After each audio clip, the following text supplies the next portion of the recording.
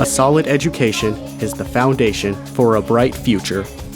I'm reminded of Maslow's hierarchy, and that is that people cannot meet their higher level needs until their lower level needs are met, which are food and shelter and love and acceptance. Those lower levels have to be addressed for people to really be able to thrive educationally, to be able to meet their goals and their needs in the future.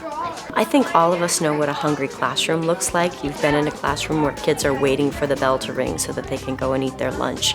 And if you imagine that on a day-to-day basis for a child who may not have had enough to eat last night, didn't get his breakfast this morning, and constantly lives in a fear of not knowing where his next meal may come from, I think we know what that fear could look like in a classroom. Why does he have long legs? Local school teacher and Pine Top native Cody Thompson knows what hunger in the classroom looks like.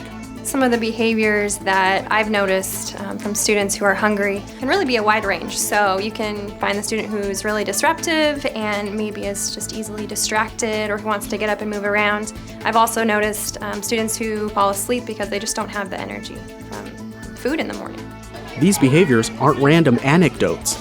They're measurable realities. In 2012, 28% of households had children who were food insecure. That means 1 out of almost 3 children come to school not sure where their next meal will come from. How does that affect them academically, emotionally, and how does that affect their ability to learn? I can tell you, it's very difficult for them. Hunger is a really unfair culprit and disadvantage to a child because the skills that they need in a younger grade they might not be getting because they're so focused on eating or they're thinking about lunch coming up, and so they're not going to be able to learn those math skills that they need right before lunch, and that's going to translate into later grades when those skills are needed to go on to more advanced skills. Children who don't master the skills taught in each grade face the long-term effects of falling behind. If a child is not achieving in the classroom, I think it does affect their confidence and their self-esteem because they're seeing their peers moving on to more challenging tasks or more challenging skills, and they're not able to keep up with them. Difficulty in the classroom today sets up a challenging future for all of us. In the next 10 to 15 years, the students that are between 5 and 18 years old will be in the workforce. When more than half of the students that attend public schools in Arizona live in poverty, what kind of workforce will we have in Arizona? And how can we affect that change now? We found in both schools that if we have breakfast in the classroom, it improves attendance rates. Statistics show that if a first grader misses more than 10 days in a quarter of school, they have a much higher likelihood of dropping out of high school.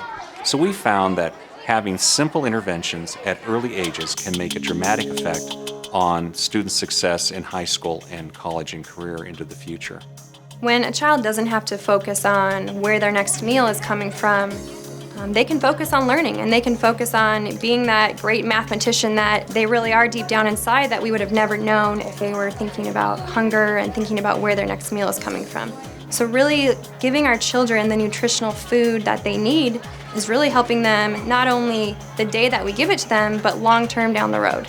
And that's really what I picture when I think of a solution, that every child comes to school not worried about where they're going to get their food from. Kids need your help. We must ensure kids are well fed from school breakfast, lunch, and summer meals. Contact your member of Congress and let them know you support child nutrition reauthorization. For more resources to help children and their families, visit azfoodbanks.org and azcaa.org. Imagine a solution.